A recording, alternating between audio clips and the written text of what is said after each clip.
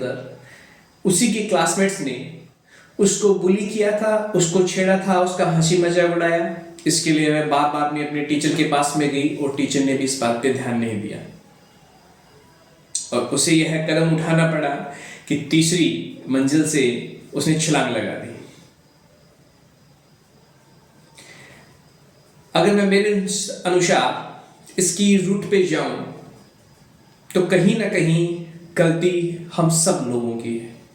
गलती हम सब लोगों की इसलिए मैं बता रहा हूं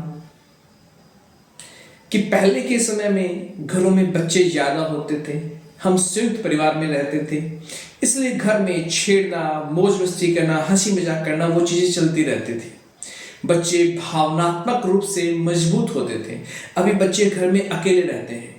वो बच्चे जिन्होंने उसको बुली किया था वो भी घर में अकेले रहते हैं, या तो सिंगल चाइल्ड है या फिर उनके पेरेंट्स है वो वर्किंग है, न्यूक्लियर फैमिली से आते हैं, काफ़ी उनके दोस्त लोग साइड नहीं हैं, उनके पेरेंट्स उनको टाइम नहीं दे पा रहे हैं और इस वजह से उनमें गुस्सा आ जाता है। उनको यह नहीं मालूम हम कितनी हंसी मजाक अपने साथी के साथ में कर रहे हैं और यह छोटी सी हंसी मजाक बहुत बड़ा रूप ले लेती है, जैसा कि अमायरा के साथ में हुआ। संयुक्त परिवार होने से होता क्या है कि बच्चे आपस में एक दूसरे को छेड़ते हैं, खेलते हैं, भावनात्मक रूप से मजबूत होते हैं। अगर गुस्सा भी हो जाते हैं या किसी ने ज्यादा छेड़ दिया है तो वो क्या करेंगे? मम्मी पापा अगर नहीं है तो ताई जी, ताऊ जी, दादाजी, दादी जी, बहुत सारे रिश्ते होते हैं जिनके साथ में घुल मिल जाते हैं, उनको बात करते हैं। आज निश्चित रूप से उन टीचर्स ने उनकी बात नहीं सुनी और हमें यह दिन देखना पड़ रहा है। लेकिन कहीं ना कहीं हमें यह भी समझना होगा कि हमें अब अपने बच्चों को भावनात्मक रूप से मजबूत बनाना है। उसके लिए हमें पेरेंट्स को, टीचर्स को उनके साथ में समय व्यतीत करना होगा।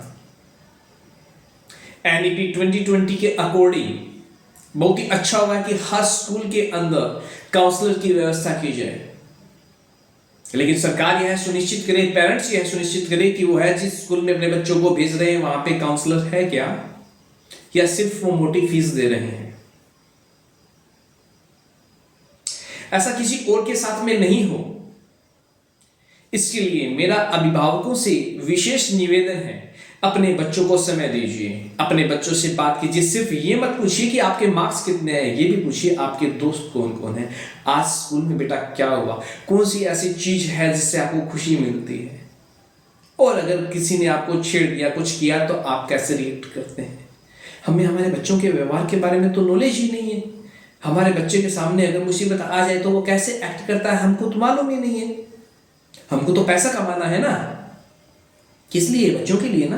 बच्चों को टाइम दीजिए, अच्छे स्कूल का चुनाव कीजिए, अच्छी बात है, लेकिन वहां पे यह भी सुनिश्चित कीजिए कि हमने हमारे बच्चों को क्या क्या हैबिट डाली है। अगर ऐसा होता है तो बच्चा क्या करे। अगर ऐसा पहले से उस बच्चे के साथ में हो रहा था, पेरेंट्स को अगर बताया तो पेरेंट्स ने भी एक्शन क्यों नहीं लिया है, और अगर उसी समय था तो वो शायद टीचर हैं, वो क्वालिफाइड नहीं थे। चाइल्ड साइकोलॉजी का उन्हें बिल्कुल भी नॉलेज नहीं था। नीचे में पढ़ा मैंने कि 5 दफा वह बच्ची टीचर के पास में गई तो टीचर ने किस तरीके से ये कदम उठाया कि उन्होंने ध्यान ही नहीं दिया उस बच्चे के साथ में क्या हो रहा है। ये सरासर गलत है। हमें हमारे बच्चों को यह सिखाना पड़ेगा कि हमें किसी को ज्यादा छेड़ना नहीं चाहिए। हंसी मजाक एक हद तक होती है और यह तभी हो पाएगा जब हम संयुक्त परिवार में रहेंगे। हम जब परिवार का महत्व सीखेंगे, नैतिक मूल्यों से हम जुड़े रहेंगे। शिक्षा में आगे जा रहे हैं लेकिन संस्कार बिना शिक्षा अधूरी है। हमें अपने बच्चों को संस्कार देने होंगे।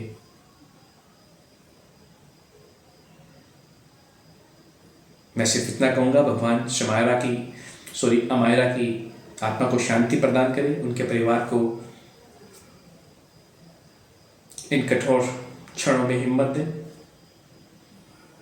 जय हिंद, जय भारत।